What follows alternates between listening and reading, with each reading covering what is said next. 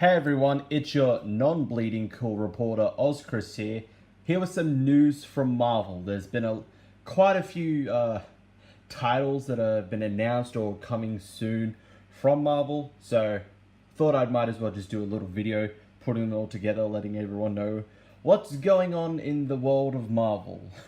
So we'll start off with Fantastic Four number 5. So this came out 18th of November, or 17th of November for all of you in the States or whatever. You non-Australians.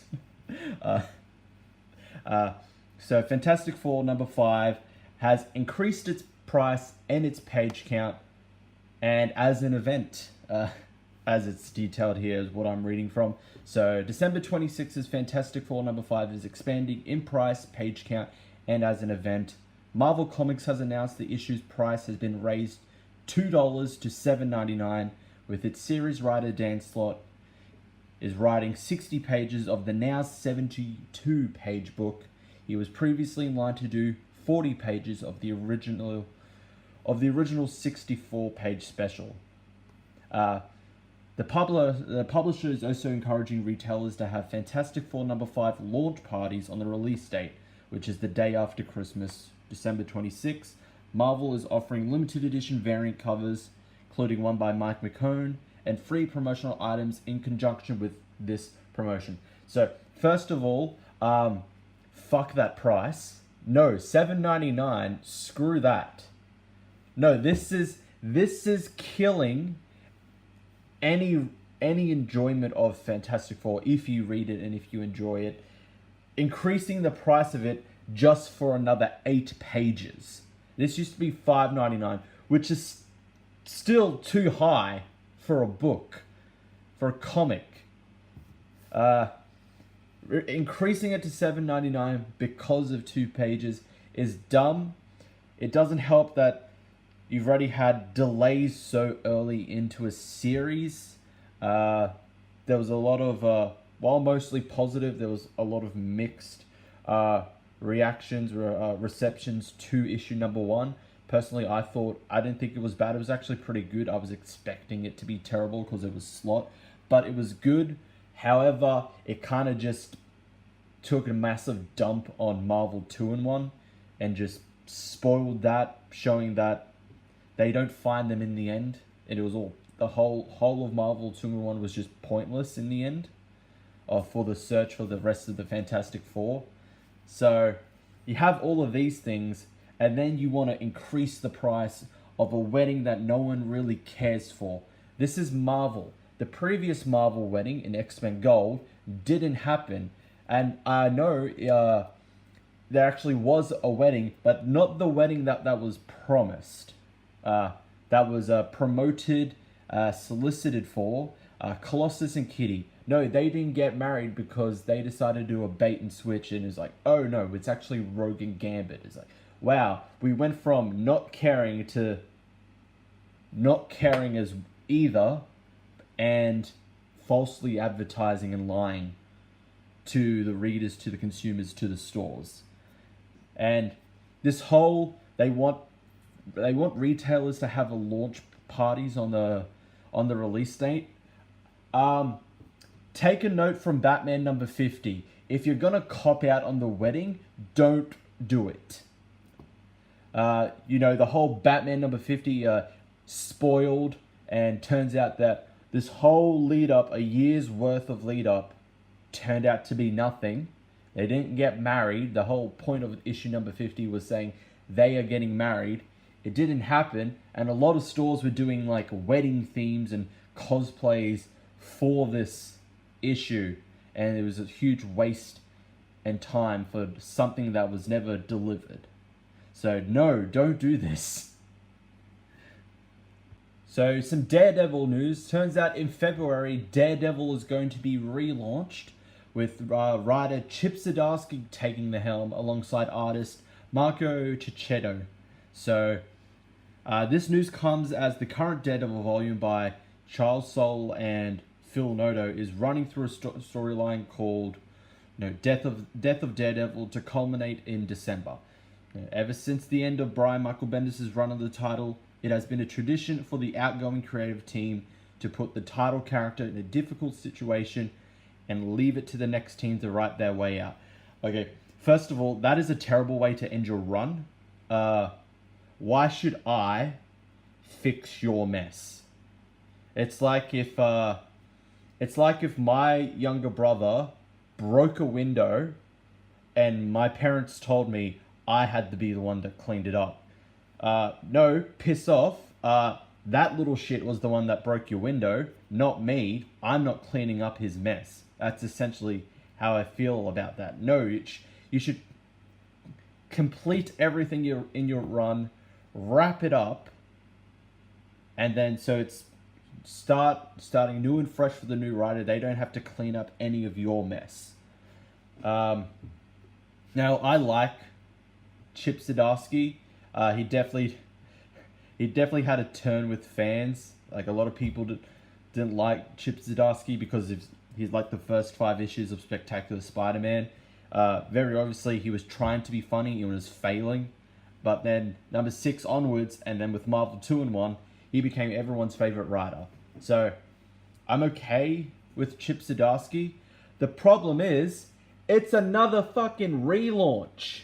Jesus Christ. Like, okay, so Death of Daredevil is to culminate in December. A month later, there is a Man Without Fear miniseries as a kind of epilogue dealing with the whole Daredevil dying, if he's actually dying. And then a month later, you have this new relaunched Daredevil series. Marvel, it definitely looks like that legacy numbering was worth it, wasn't it? Stop relaunching, for fuck's sake. You can do another run. Just keep the numbering, you idiots. Ugh. I don't know. I'm gonna think about it. The main thing with it is who's gonna be Daredevil, because there's this whole death of Daredevil, so it's assumed Matt is going to die. Does this mean there's going to be a new Daredevil taking over, and someone else taking over as Daredevil? The 2 contenders I see a lot of people bring up is Blind Spot, who is kind of Daredevil's sidekick that Charles Soule introduced when he first started, all the way in all different Marvel, or the recently returned Mike Murdock, Daredevil's fake twin brother personality, given a real body, brought to life essentially. Considering it's Zdarsky, I could see him writing Mike Murdock. Mike's supposed to be the more kind of outgoing, smart-ass, sarcastic kind of person. Kind of slightly in contrast to Matt, since the whole point of Mike was to draw suspicion away and pretty much lies like, oh no, Mike Murdock is Daredevil, this twin brother that no one's ever heard of, and not me, Matt Murdock. So I could, if it is going to be Mike taking over, I could see Chip writing him. It seems like a kind of character Chip could probably handle. So, who knows? Oh look people, we have another event. War of the Realms finally kicks off with writer Jason Aaron and artist Russell Doterman and Matthew Wilson, with the Asgardian conflict finally coming to Earth. This event will run for 6 issues, released over 3 months from April through June. I highly doubt it, cause it's a Marvel event. I expect delays. And we'll draw in all of the publisher's major characters, including Iron Man, Thor, the Avengers, the Fantastic Four, Captain Marvel, Amazing Spider-Man, Daredevil, Black Panther, Venom, and more. And Aaron says in a little bit, he's been planning this the whole time throughout his whole of his duration on Thor, yada yada yada. And then there's a picture on promoting War of the Realms. I have issues with the picture. The art is good for the most part, but there's some weird, some weird moments like She-Hulk still looks like Hulk. Fix it. To quote Mark Waid, fix this now. And I don't know why She-Ra is there on the cover. Jesus Christ. I know it's not She-Ra, but it looks like She-Ra. You got cosmic-looking, bedazzled Daredevil. I thought he's supposed to die. Maybe it's it's another Daredevil, or probably Daredevil's going to Valhalla for some reason. I mean, Cosmic Ghost Rider went to Valhalla, and sure, whatever. I don't know. A lot of these characters feel so out of place because they don't really have any proper connection to cosmic or mythological or whatever. So you have you got Blade and Wolverine. I'm like, okay, and Luke Cage, maybe you could probably get a pass with Iron Fist with the whole Kunlun Iron Fist thing, whatever. But a lot of them just seem to be there just because Thor is in the Avengers. The main lineup here is pretty much members of the Avengers, so of course they're going to be there to help out Thor. But a lot of the others just seem so out of place.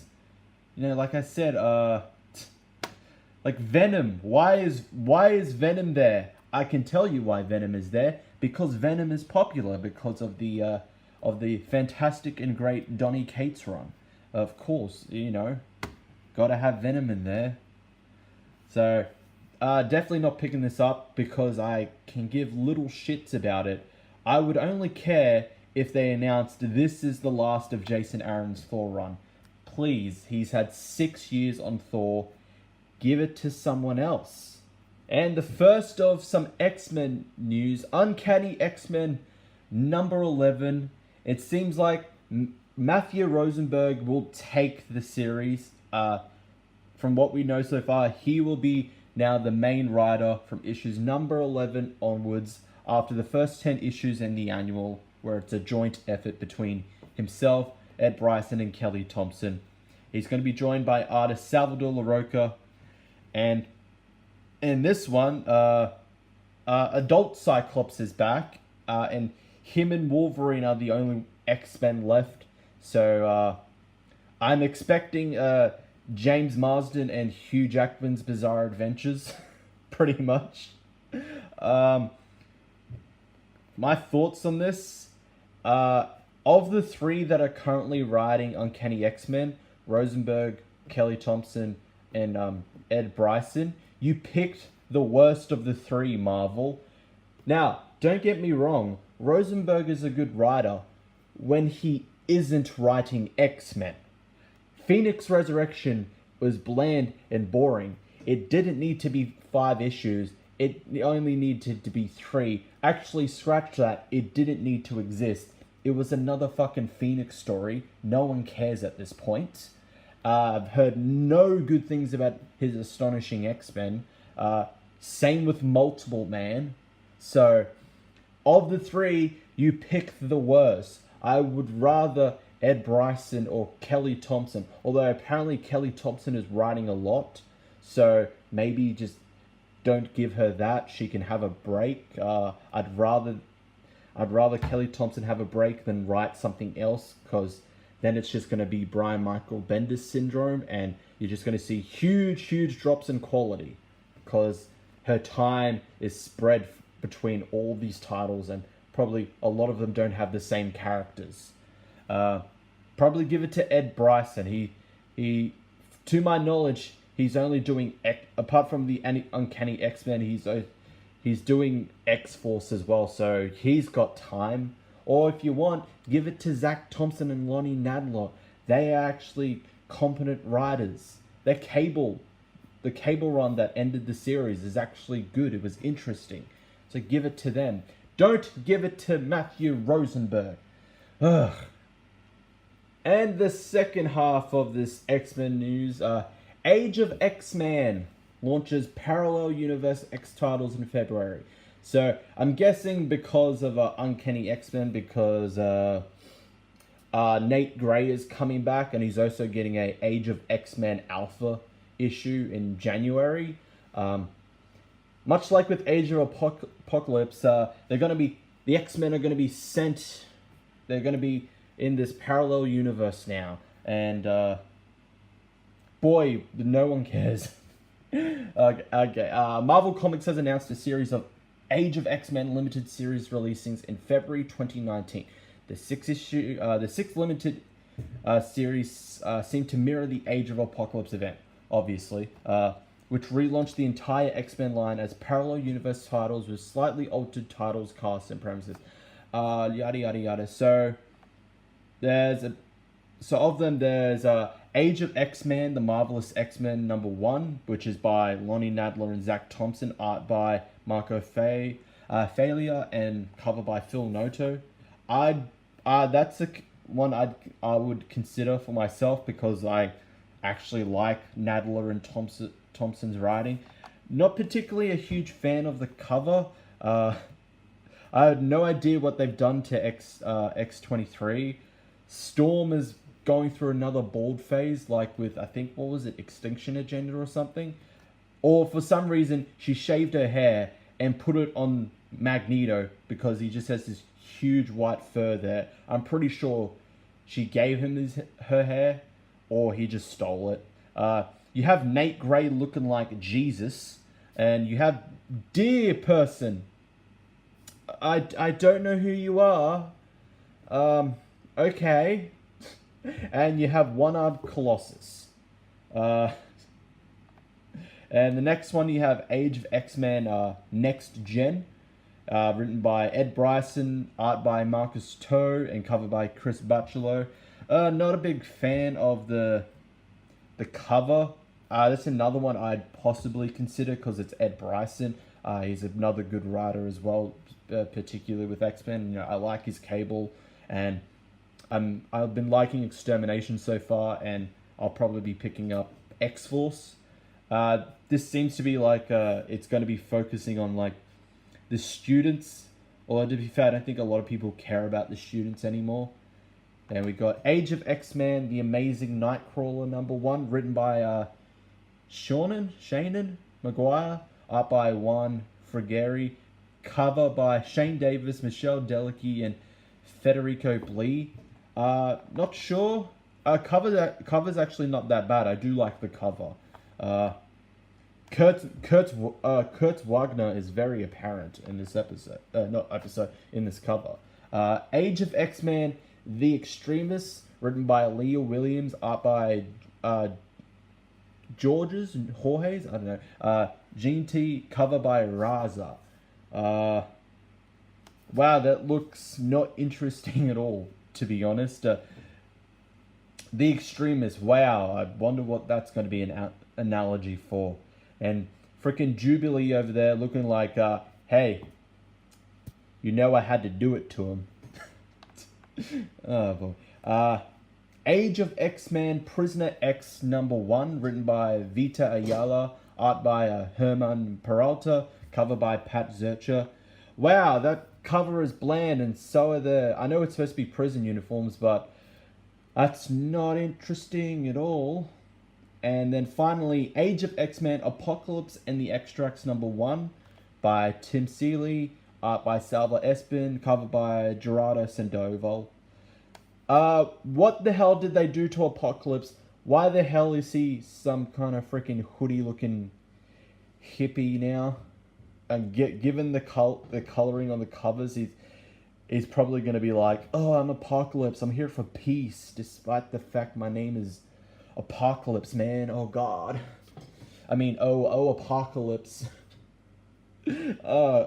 Apocalypse. What have they done to you? Remember when you were an actual like intimidating and great X-Men villain? Then Uncanny X-Men #1 happened, and you had to job to the frickin' whoever this new villain is. Oh boy. Like I said, only 2 of the 6 I'd be interested because of the writers. But I feel like this Age of X-Men is not going to amount to anything. probably the reason why it only exists is because of that money, and boost the sales, whatever. A kind of a hidden attempt to relaunch X-Men again after a relaunch. So that's it for the news, the Marvel news, also glorious news. Thank you all for sticking until the end, and I'll see you all in the next one.